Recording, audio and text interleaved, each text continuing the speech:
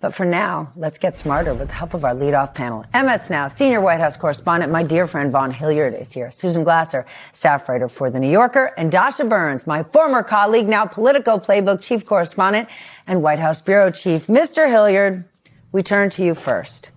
A 60th day deadline for a broad peace deal always seemed like it was a tall task, but you have to say the White House had to think they were going to be in a way better place today than they are right now. Right. Remember what was supposed to happen at the 60-day mark, right? That is where the conversation about what nuclear enrichment capacities Iran was going to be able to have going into the future was going to be determined.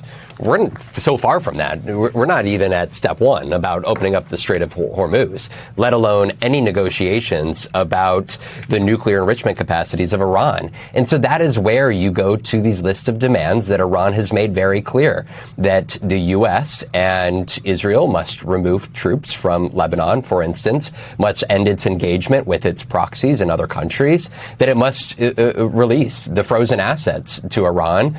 And the terms of this memorandum of understanding are just such in a difficult place for this administration that even the administration is debating over what the agenda and what the goal of the Iran war here is moving forward. And I think that is why you find the Trump administration in such a predicament at this point, because there has been no indication that Iran is willing to give at all in terms of what they want out of these negotiations, that they are willing to play the long game. And in turn, people like Stephen Miller have even said that they're willing to go on. And Donald Trump has said to Americans that this is a form of patriotism, high gas prices, that it'll be worth it in the end. So we find ourselves in this stalemate here at the 60-day mark.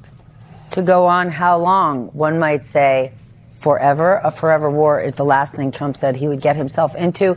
Dasha, can you explain what do we know about these supposedly unprecedented economic pressures that Treasury Secretary Scott Bessent says he is going to impose on Iran? Iran is not a trading partner with us. What exactly can we do?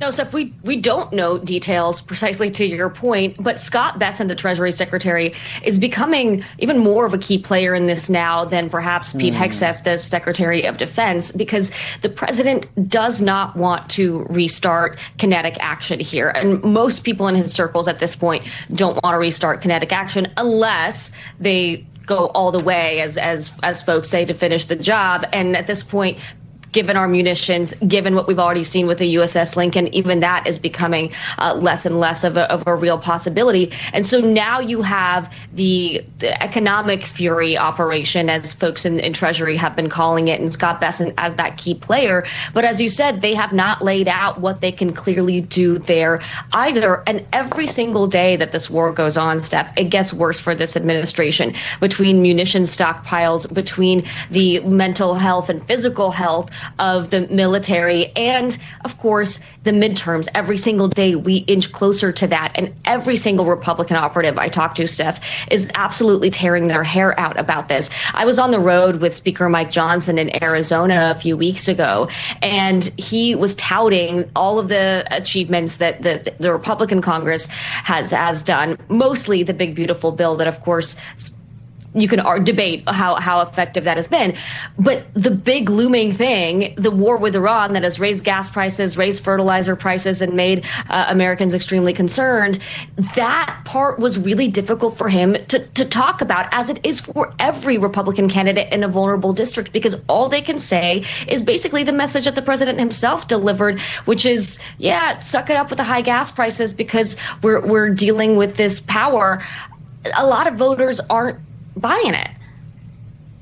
All right, Susan, let's talk about this MOU, because the Wall Street Journal has got this new reporting that said after the MOU was signed 60 days ago, Iran's hardline leaders met to actually escalate the war, ramping up their weapons production and potentially launching new attacks. What does that say about how the U.S. has approached this, and even how they've communicated with the American people about where things have stood?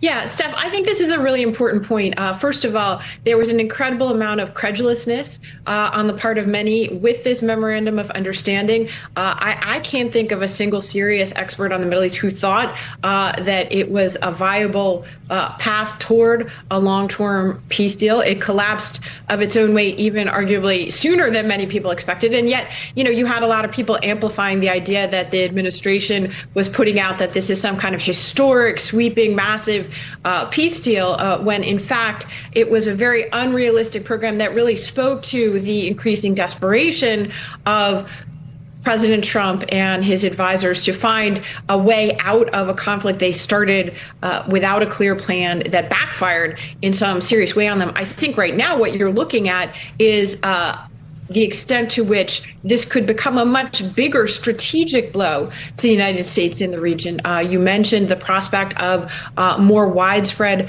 conflict. Clearly, President Trump was stunned when Iran chose the path already of escalation and going to attack U.S. interests in Jordan, for example. One thing we don't talk about a lot right now that's important is the extent to which American bases that we spend billions of dollars on in the Middle East is not just a question of, the aircraft carriers. It's the bases are now functionally inoperable, not to mention unraveling relations with many of our allies in the Gulf across the region. They are unhappy about the conflict. They are unhappy about the blows to their economic, but also their security interests. And so what you have is Iran looking at a situation where they might find further advantage by continuing the conflict and opening up an even bigger gap between the United States and its allies in the Gulf. And I think that speaks to the extent to which it's absolute fantasy to have some of these discussions that the White House is claiming it's having about peace negotiations, which aren't happening.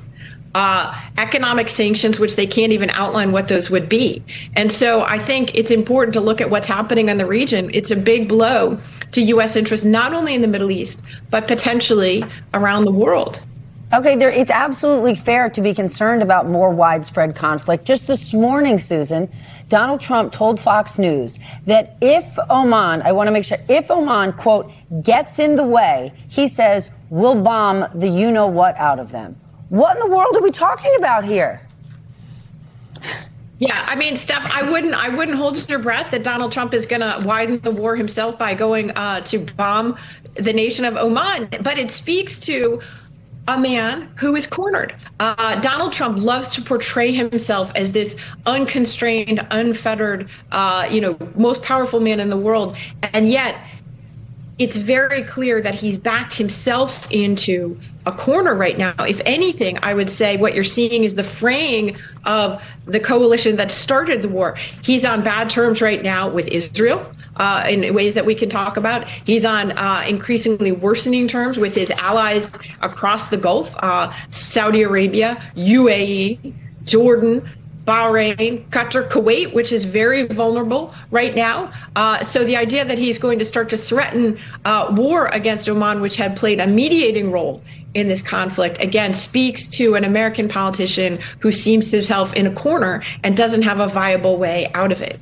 It's absolutely insane as well, Susan, that we're saying, well, maybe we shouldn't take the president that seriously, or don't take him at his word when he's telling a major news outlet that he may bomb the you-know-what out of another country. The fact that we've gotten to a place where we're like, oh, he's probably not serious. This is the president of the United States. Now that I want to talk about these sailors, though, Dasha, because the U.S.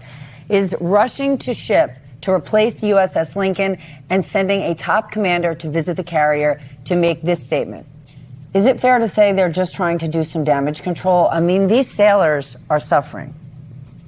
I mean, this requires so much more than just damage control. This story speaks volumes about exactly what Susan just mentioned, the way that the United States has been backed into a corner to where we have had these sailors deployed for so much longer with so many fewer resources than is typically required. I have had a number of sources across the military reach out and say, we are in a bad spot. We are sounding the alarms internally. But to be frank, they are not being heard. And it took a story. Do you think that if these headlines, if this fantastic reporting hadn't been put out there, that Bradley Cooper would be visiting the USS Lincoln, that this swap with the USS Washington would be happening right now?